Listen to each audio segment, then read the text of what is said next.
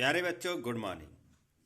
आज का विषय है हिंदी और हिंदी में आज का पाठ है लाल बहादुर शास्त्री जी।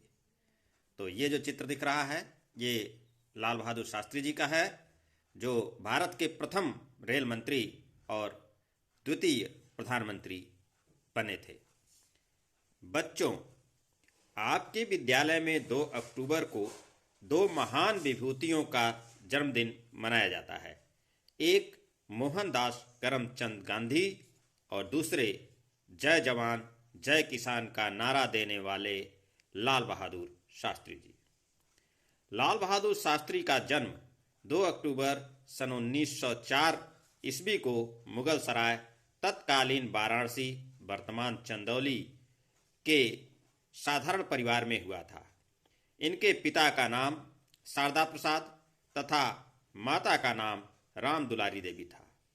1.5 वर्ष की अवस्था में पिता के देहांत हो जाने के कारण अनेक आभाओं और कठिनाइयों को झेलते हुए वे जीवन पथ पर आगे बढ़े। वे स्वतंत्र भारत के पहले रेल मंत्री बने। उसके बाद उद्योग मंत्री तथा स्वराष्ट्र मंत्री भी बने। जवाहरलाल नेहरू के निधन के बाद ये सर्वसम्मति से भारत के दूसरे प्रधानमंत्री भी बने। देशवासियों के स्वाभिमान को जगाने वाले महान लोकप्रिय नेता लाल बहादुर शास्त्री का निधन 10 जनवरी 1966 को ताशकंद, रूस में हुआ था। लाल बहादुर शास्त्री जी का व्यक्तित्व बहुत ही व्यवहारिक एवं संतुलित था। वे जो कहते थे उसे पहले स्वयं करते थे। इसका उल्लेख उनके जीवन की कई घटनाओं में मिलता है। आइए उनमें से कुछ प्रसंगों के बारे में जानें। प्रसंग 1। शास्त्री जी उन दिनों रेल मंत्री थे। एक बार उन्हें बनारस के पास सेवापुरी जाना पड़ा। छोटे कद के होने के कारण शास्त्री जी को गाड़ी से प्लेटफार्म पर उतरने में काफ़ी दिक्कत हुई। यह देखकर वहां खड़ी कुछ औरतें हंसकर कहने लगीं कि अब महसूस हो रहा होगा कि महिलाओं को प्लेटफार्म पर उतरते समय कितनी कठिनाई का सामना करना पड़ता है। इस प्लेटफार्म पर पहुंचते ही शास्त्री जी ने स्टेशन मास्टर को बुलाया और उनसे कहा कि क्या वे एक फावड़े का इंतजाम कर सकते हैं। फावड़ा तुरंत लाया गया। शास्त्री जी ने फावड़ा लेकर उस नीचे प्लेटफार्म के दूसरी ओर जमीन खोदनी शुरू कर दी और मिट्टी प्लेटफार्म पर डालने लगे। यह देखकर वहां जो लोग खड़े थे वे भी फावड़ा और उसी तरह की चीजें ले आए और शास्त्री जी का अनुसरण करने लगे। सभी को तब सुखद आश्चर्य हुआ जब 3 घंटों के अंदर वह नीचा प्लेटफार्म मानक स्तर तक ऊंचा बन गया।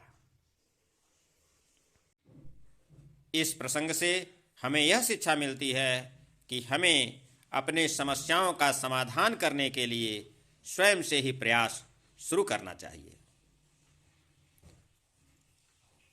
समय का है जब शास्त्री जी रेल मंत्री थे और सरकारी काम से इलाहाबाद प्रयागराज जा रहे थे। शास्त्री जी की कार रेल फाटक से थोड़ी ही दूर थी कि लाइनमैन ने फाटक बंद कर दिया। शास्त्री जी के स्टाफ का एक सदस्य लाइनमैन की ओर दौड़ कर गया और उससे कहा कि कार में रेल मंत्री बैठे हैं, तुम तुरंत फाटक खोल दो। लाइनमैन ने फाटक खोलने से साफ मना कर दिया और बोला कि मैं नहीं जानता कि कौन रेल मंत्री है और कौन प्रधानमंत्री। मैं अपनी ड्यूटी कर रहा हूं। जब आने वाली गाड़ी गुजर जाएगी फाटक खोल दूंगा। स्टाफ के अफसर ने लौटकर कहा, श्रीमान, वह आदमी बड़ा जिद्दी है, उसके विरुद्ध सख्त कार्रवाई की जानी चाहिए। दूसरे दिन जब लाइनमैन की तरक्की कर उसे आगे का ग्रेड दिया गया तो सभी लोग अचंभे में पड़ गए। अर्थात शास्त्री जी ने निष्ठापूर्वक अपनी ड्यूटी करने वाले उस लाइनमैन को पुरस्कृत कर दिया, उसे दंड देने की बजाय। तो यह प्रसंग भी बहुत ही महत्वपूर्ण है। यह प्रसंग उन दिनों का है जब शास्त्री जी प्रधानमंत्री थे। एक बार उनका ड्राइवर सुबह निश्चित समय पर नहीं आया। उन्होंने कुछ समय प्रतीक्षा की, फिर हाथ में फाइल लेकर पैदल ही दफ्तर की ओर चल दिए। उनका दफ्तर घर से करीब 1 किलोमीटर दूर था। इस बात से सचिवालय में हड़कंप मच गया। ड्राइवर से जवाब तलब किया गया। जवाब में उसने कहा कि एकाएक उसका छोटा बच्चा गंभीर रूप से बीमार हो गया था और उसे भागकर डॉक्टर के पास जाना पड़ा। शिकायती फाइल जब शास्त्री जी के पास पहुंची तो उन्होंने उस पर टिप्पणी लिखी कि उसके लिए उसके बेटे के जीवन का महत्व और किसी भी कार्य से अधिक महत्वपूर्ण है। तो इस प्रकार उन्होंने अपने ड्राइवर की मजबूरियों को समझा और उसे कोई दंड नहीं दिया। तो हमें मानवता को प्राथमिकता देनी चाहिए और मानवता के लिए अपने कार्यों को करना चाहिए। ऐसी शिक्षा हमें इस प्रसंग से मिलती है। शास्त्री जी के जीवन से जुड़ा चौथा प्रसंग यह है। यह घटना उस समय की है जब शास्त्री जी प्रधानमंत्री थे। एक दिन खाने की मेज पर परिवार के सभी सदस्य बहुत गंभीर थे और बिना कुछ बोले चुपचाप खाना खा रहे थे। जब शास्त्री जी ने इस बारे में पूछा तो भी वे चुप रहे। उनके जोर देने पर उनके बेटे ने कहा, बाबूजी, आजकल आप हमें बहुत कम समय देते हैं।